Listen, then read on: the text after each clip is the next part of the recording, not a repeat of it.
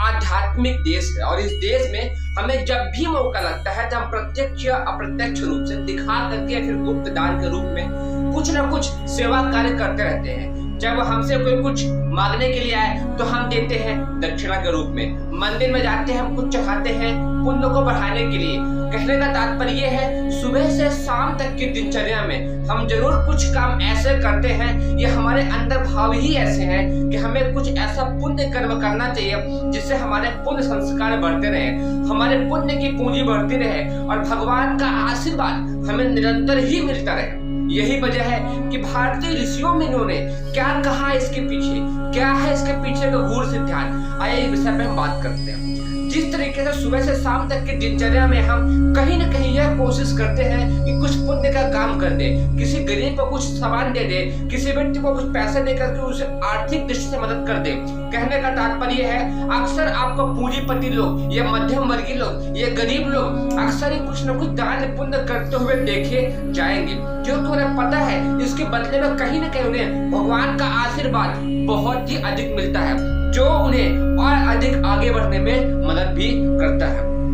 परंतु क्या आपको पता है, भारतीय ऋषियों मुनियों ने इस विषय पर बहुत ही गहराई से चिंतन किया था कि अपने पुण्य को हम कैसे निरंतर बढ़ाते रहें। हर दिन के क्रियाकलाप में ऐसा हम क्या कार्य करें कि हमारे संचित पूंजी, हमारे संस्कारों की पूंजी, हमारे आध्यात्मिक पूंजी, हमारे पुण्य के पूंजी और भगवान का आशीर्वाद निरंतर ही बढ़ता रहे। उसको बढ़ाने के लिए एक बहुत ही वैज्ञानिक विधि है, उसका नाम है बलवैश्व महायज्ञ। बलवैश्व महायज्ञ एक शब्द है जिसे महायज्ञ की उपाधि दी गई है। सामान्यतः आप जानते होंगे कि बड़े बड़े यज्ञों को ही महायज्ञ कहा जाता है, परंतु बलवैश्व महायज्ञ जो कि एक छोटी संक्षिप्त क्रिया है, इस क्रिया में आपके घर में जो भी भोजन बना है उसमें से जिसमें नमक नहीं है, कहने का तात्पर्य है चावल रोटी, उसमें हल्का सा घी गुड़ मिला करके आहुति देते हैं। केवल 5 आहुति गायत्री मंत्र को बोलते हुए 5 आहुति देते हैं। जिन घरों में खाना चूल्हे में बनता है तो वह हल्का सा आप बाहर निकाले 5 आहुति कर दीजिए और लास्ट में जल छिड़क दीजिए। या फिर जिन घरों में शहरों में लोग रहते हैं और वहाँ पीतल का एक आता है, वो तांबे का आता है, उसमें आप 5 आहुति दे करके उसको आप उस क्रिया को संपन्न कर सकते हैं। इसमें यही मेन है, जिस भोजन में नमक ना हो, मसाले ना हो, सादा सात्विक भोजन हो, जैसे चावल हो गई और रोटी हो गई, इसमें हल्का सा घी गुड़ डाल के 5 आहुति कर सकते हैं। तो उसका जो धुआं निकलता है वह आपके आसपास जितने भी जीव जंतु हैं, जितने भी वृक्ष वनस्पति हैं, जितने भी मनुष्य योनि के व्यक्ति रहते हैं, वो सब उस धुआं को लेते हैं और उस सब का प्राण शक्ति ऊर्जा का संचार होता है।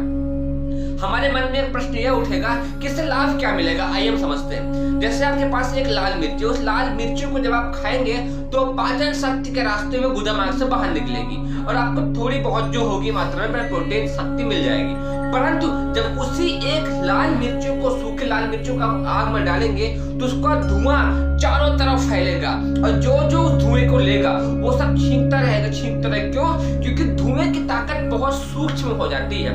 कहने का तात्पर्य है, जो दवा जितने सूक्ष्म होती है उतना ही उसका प्रभाव गहरा होता है। और जब आप किसी चीज को आग में डालते हैं तो वो जल करके धुएं के रूप में बाहर निकलती है और आपके शरीर के उस कोने में भी पहुंचती है जहां पर सामान्यतः दवा नहीं पहुंच सकती है। इतना ही नहीं, आपके आसपास जीव जंतु, वृक्ष वनस्पति सभी जगह चारों तरफों में प्रकाश का, ऊर्जा का और एक शक्ति का संचार करते हुए आगे बढ़ती है। इतना ही नहीं, और आगे बढ़ते हुए जाकर बादलों तक भी उस ऊर्जा का फैलाव हो जाता है।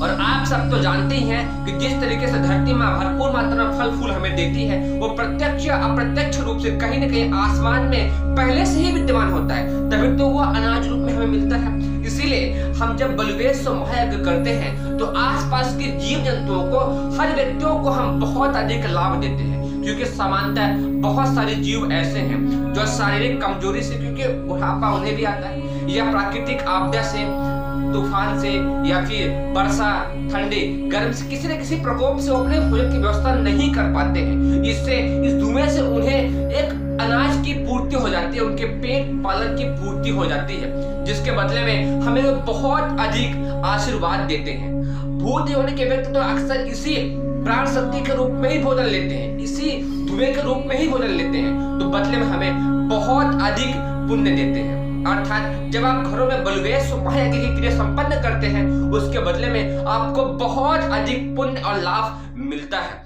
यह छोटी सी 2 मिनट की क्रिया, जिसमें मात्र गायत्री मंत्र पढ़ते हुए भोजन बनने के पश्चात 5 आहुति डालते हैं और भगवान को नमस्कार करते हैं, उस छोटी क्रिया से आपके जीवन में, आपके आसपास के लोगों में, आपके परिवार में, आपके समाज में बहुत अधिक खुशियों का संचार होता है, शक्तियों का संचार होता है। इसीलिए सामान्यतः घर की जो महिलाएं और जो घर के बड़े व्यक्ति हैं, वो इस बात पर बहुत ही बारीकी से गौर करें कि आप अपने घर में बलवेश महायज्ञ क्रिया प्रतिदिन भोजन बनने के बाद जरूर रूप से ही करें। आप 2 बार नहीं कर सकते हैं तो सुबह तो जरूर ही करें। भोजन बनने के पश्चात 5 आहुति गायत्री मंत्र पढ़ते हुए यज्ञ देवता को दे। उसके धुएं से चारों तरफ शक्ति, संपन्नता और ऊर्जा का संचार होगा और आपको भरपूर मात्रा में भगवान का और सभी व्यक्तियों का आशीर्वाद भी मिलेगा। उम्मीद है इस वीडियो को देखने के पश्चात आप बलवेश यज्ञ को घरों में जरूर ही बढ़ावा देंगे। आपका कोई प्रश्न है तो आप कमेंट करके जरूर बताएं। आप सभी को बहुत बहुत धन्यवाद।